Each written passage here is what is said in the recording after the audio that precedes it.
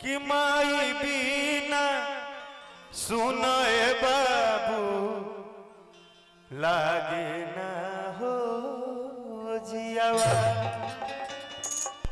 माई बिना सुनाए बाबू लागे ना हो जियावा। माई बिना सुनाए बाबू लागे ना हो जियावा।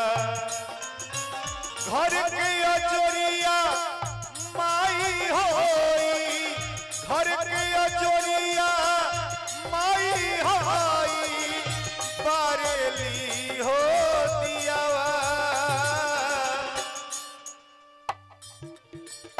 माई बिना सुनाए बाबू लागे ना हो जियावा।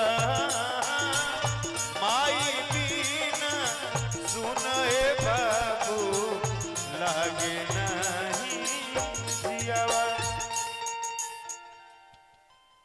भले मेहरी दुनिया करी कुछ बाकी माई नियन के हुआई ना।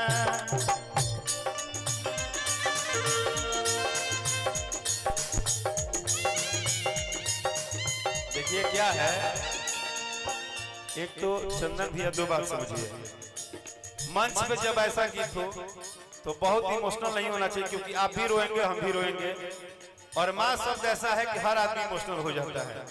हम बस अपनी इमोशन को दबा रहे हैं, आप भी दबाइए। अब हम यहीं पे खत्म करेंगे, क्योंकि अब हम आगे गा नहीं पाएंगे। मेरा हालत अंदर से बहुत अलग है। तोरा दूधावा के कर जाए माई, तोरा दूधावा के कर जाए माई, कौन बेटावा होती हो। तोरा दूधावा के कर जाए माई, कौन बेटावा होती हो। दिन चाहे शाम होई बीत कई रतिया, दिन चाहे शाम होई बीत कई रतिया, नाम तोहार उराती हो। दिन चाहे शाम होई कई रतिया, रोटी उनमा तोहरे हो। लेकिन सबसे अच्छा बात, सभे रुपया कमाली, सभे रुपया कमाली भर भर के,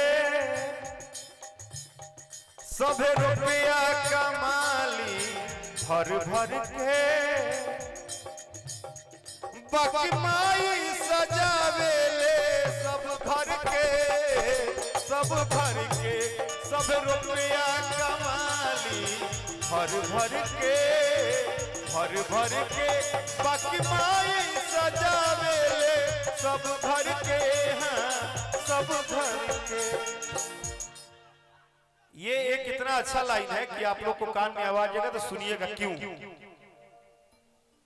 तहरा सबसे ही ज्यादा उभीरी लेके आचरा ओढ़ा दी बाबू, कोनो धन दौलत पैसा न मांगी, तोहके खाना खिला दी बाबू, नहीं कवनो करी फरमाइश, नहीं नयका साड़ी साया चॉइस।